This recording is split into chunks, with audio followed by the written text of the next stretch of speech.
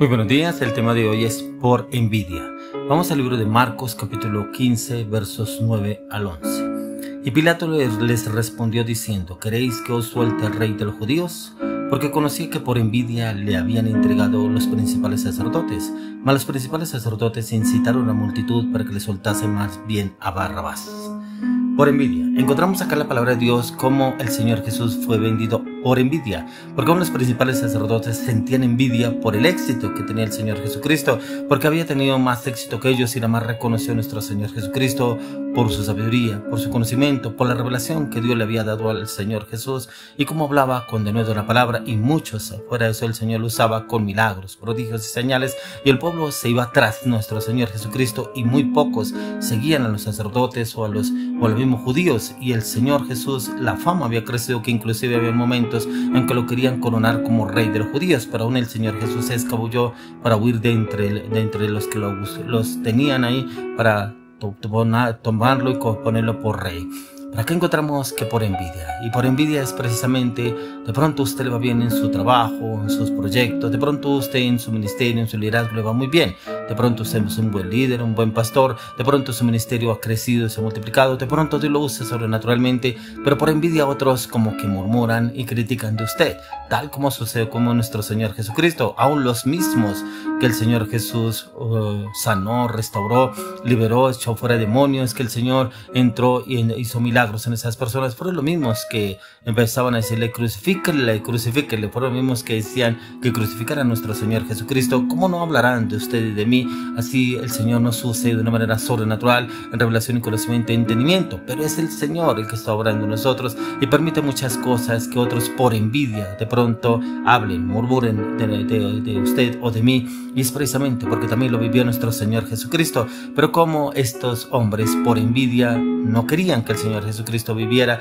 querían crucificarlo, querían muchas veces buscar una oportunidad para tomarlo y llevarlo a la cárcel, otras veces para apedrearlo, otras veces para poder hacerlo quedar mal delante de las demás personas. Por eso muchos de los judíos, muchos de los del Sanedrín venían y le hablaban a Jesús delante de las multitudes y le preguntaban cosas del reino para ver si realmente lo hacían caer en alguna palabra, pero el Señor Jesús conocía la mente y el corazón de cada uno de ellos y no quedaba en vergüenza el Señor.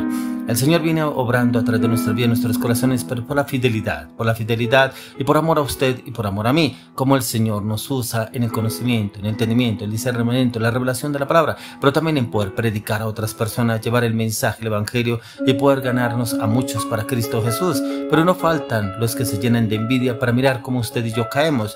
Si le sucedió a nuestro Señor Jesucristo, que aún el mismo Pilato no sabía qué responder ni qué hacer con nuestro Señor Jesucristo, porque conocía que por envidia le habían entregado los principales sacerdotes, pero este hombre, un hombre de alto rango, de alto cargo, no pudo hacer nada con el Señor Jesucristo de cómo poderlo liberar, porque le importaba más el cargo, el rango en el que él estaba y en el torno que se movía y la sociedad que le servía. Por eso no podía hacer nada ni tampoco lo quería hacer, porque tenía la oportunidad para hacerlo, pero no lo hizo precisamente por el rango. ¿Cuántas personas de pronto están en un rango alto, en un estatus, no se mueven a defenderlo a usted ni a mí? ¿Por qué? Porque por envidia saben que usted y yo llegamos a ese lugar, pero nos quieren sacar de ese lugar. Pero el Señor a usted y a mí nos defenderá contra cualquier situación o circunstancia que estén pasando. Por eso los principales sacerdotes incitaron a la multitud para que le soltase más bien a Barrabás. ¿Cómo prefirieron a un ladrón que a nuestro Señor Jesucristo? Hay veces en usted y en mí prefieren a otras personas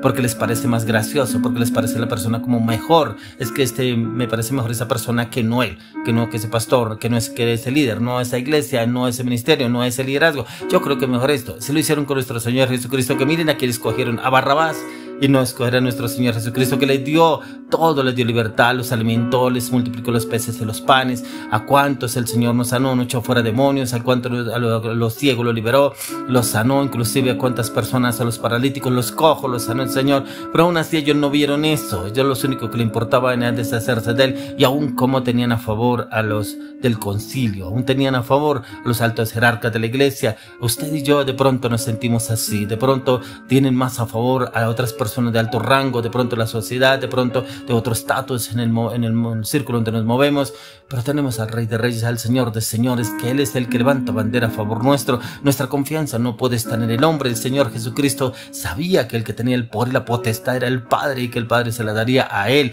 Por eso cuando el mismo Pilato decía, yo tengo poder y autoridad para soltarte, dice, la autoridad viene de mi Padre, no viene de usted. No es que usted tenga autoridad sobre mí, esa autoridad le ha sido dada, es por mi Padre. O sea, todo lo que el Señor permite en nuestras vidas es permitido por Dios. Algunas cosas son enviadas por Dios, pero algunas son permitidas por el Señor. Pero es también para saber cómo actuamos usted y yo, si nos dejamos mover por la envidia de otros, si empezamos a actuar acorde a ellos. Porque el Señor Jesús podía haber actuado acorde a ellos, pero no. El Señor Jesús sabía que el plan de Dios, el plan del Padre, se cumpliría a cabalidad en Él. Por eso Él fue probado en muchas circunstancias, en muchas situaciones, pero el Señor lo sacó en victoria. Por eso, como lo dice Salomón en Eclesiastés 4:4, he visto asimismo que todo trabajo y toda excelencia de obras despierta la envidia del hombre contra su prójimo. También esto es vanidad y aflicción de espíritu. Tremendo como aún el mismo Salomón tuvo revelación de la envidia. Por eso dice, y he visto asimismo que todo trabajo y toda excelencia de obra despierta la envidia del hombre contra su prójimo.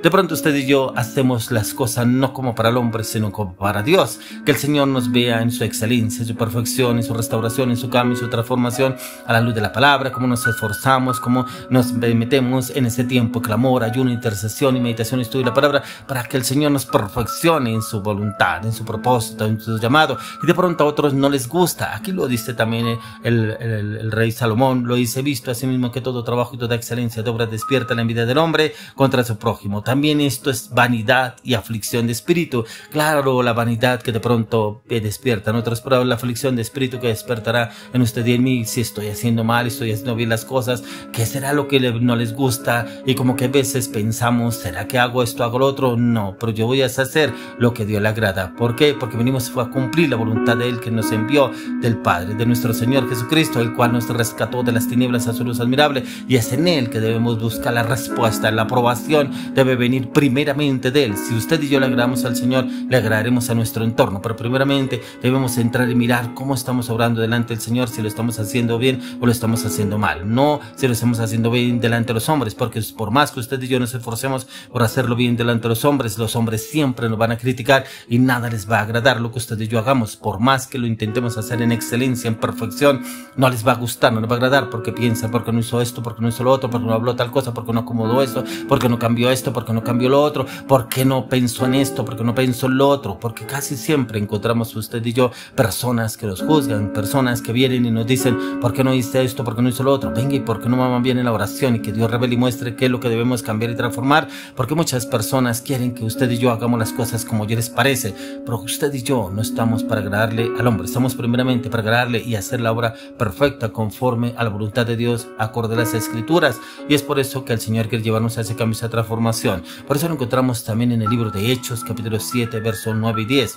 Dice, los patriarcas movidos por envidia vendieron a José para Egipto, pero Dios estaba con él y le libró de todas sus tribulaciones y le dio gracia y sabiduría delante de Faraón, rey de Egipto, el cual lo puso por gobernador sobre Egipto, sobre toda su casa. Tremendo, porque dice que sus propios hermanos lo vendieron a José, a Faraón, lo vendieron a tierra extraña para que este hombre entrara como esclavo, pero dice que Dios estaba con él. O sea que nos quiere dar a entender el Señor que Él está con usted y conmigo. Podemos pasar tribulaciones, aflicciones, angustias, zozobra, momentos de incertidumbre, de duda, de temor puede pasarnos en algún momento, pero no podemos perder la fe. La fe tenemos que aumentarla, incrementarla en el clamor, en el ayuno, la intercesión, la meditación, el estudio y la palabra, en postrarnos delante de la presencia del Señor, buscar su dirección, buscar su entendimiento, buscar su conocimiento, pero buscar su seguridad y su confianza, en el cual podemos salir victoriosos. Tal mismo lo vivió José. Dice, y le libró de todas sus tribulaciones y le dio gracias, sabiduría